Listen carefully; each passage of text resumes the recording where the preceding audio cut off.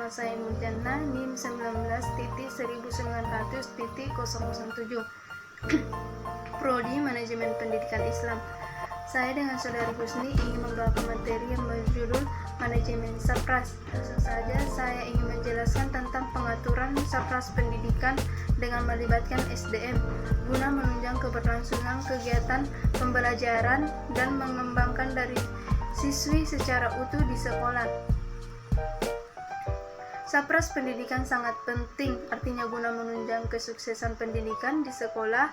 Urgensi Sapras pendidikan tidak hanya berkaitan dengan tingkat konsekuensi sekolah terkait dengan belajar siswa, tetapi juga sekaligus menjadi bagian tidak dapat dipisahkan dari keseluruhan operasional lembaga pendidikan. Kebutuhan lembaga pendidikan terhadap Sapras sifatnya dinamis, bahwa kebutuhan akan Sapras sejak awal berdirinya sampai dengan ketika telah mengalami puncak perkembangan tidaklah menetap, melainkan terus bertambah, berubah, dan berkembang.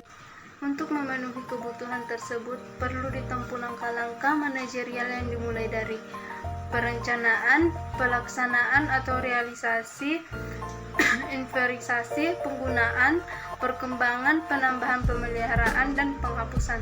Agar Sapras dapat dikelola dengan baik, harus memenuhi empat prinsip. Yang pertama, pencapaian tujuan, yang kedua, efisiensi, yang ketiga, kejelasan tanggung jawab, yang keempat, kekonsistenan.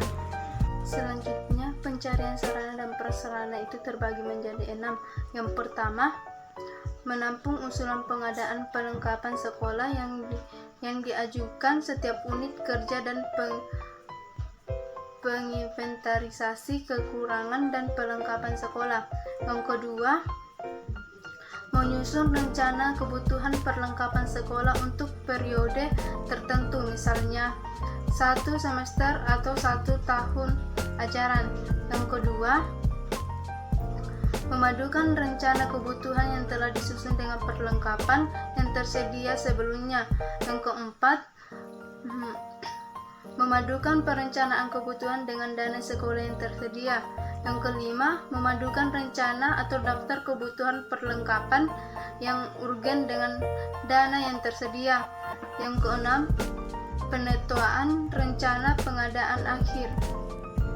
Pengadaan sarana dan prasarana itu terbagi menjadi 3. Yang pertama, pembelian, yang kedua, sumbangan, yang ketiga, pengajuan bantuan pemerintah atau yayasan. Baik, itulah materi yang saya bawakan. Materi selanjutnya akan dilanjutkan oleh saudari Husni. Assalamualaikum warahmatullahi wabarakatuh. Nama saya Husni, NIM 19.1900.021, Prodi Manajemen Pendidikan Islam. Di sini saya akan membahas tentang jenis-jenis dan macam-macam sarana. Langsung saja. Sarana prasarana terdiri dari 3 kelompok besar. Yang pertama itu bangunan sekolah.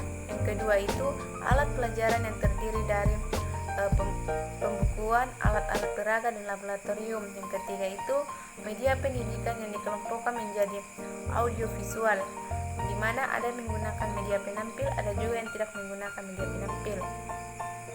Sarana pendidikan diklasifikasi menjadi 3 macam, yaitu berdasarkan habis tidaknya. Kemudian dibagi menjadi 2 macam, yaitu sarana pendidikan yang habis pakai dan sarana pendidikan yang tahan lama.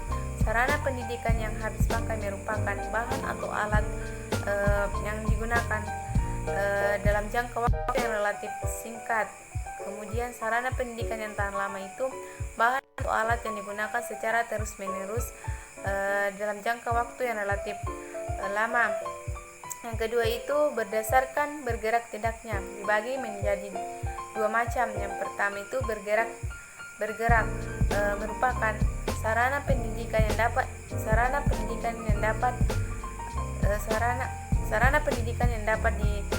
dipindah tempatkan sesuai dengan pemakaiannya.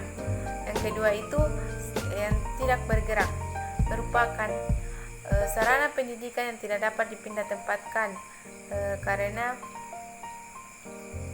sangat sulit untuk digerakkan, seperti LCD yang dipasang secara permanen. Yang ketiga itu berdasarkan hubungan dengan proses pembelajaran, dibagi menjadi 3 macam, yaitu alat peraga, alat pembelajaran, dan alat pelajaran.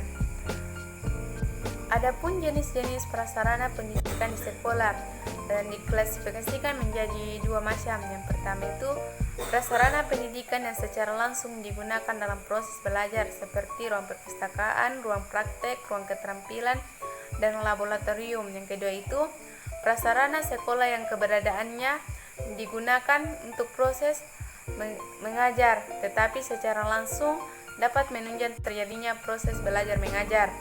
Adapun macam-macam sarana prasarana yang dibutuhkan di sekolah demi kelancaran dan untuk mencapai keberhasilan kegiatan proses pendidikan di sekolah. Yang pertama itu ruang kelas.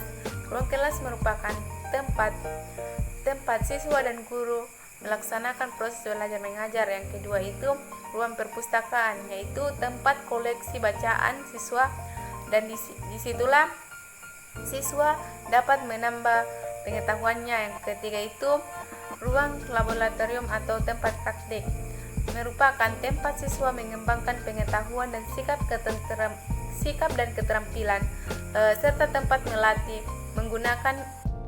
dengan menggunakan media yang ada. Keempat itu ruang keterampilan. Ruang keterampilan merupakan tempat siswa melaksanakan kegiatan keterampilan tertentu. Yang kelima itu ruang kesenian, merupakan tempat. Yang keenam itu fasilitas olahraga, tempat berlangsungnya latihan olahraga. Sekian dari saya. Assalamualaikum warahmatullahi wabarakatuh.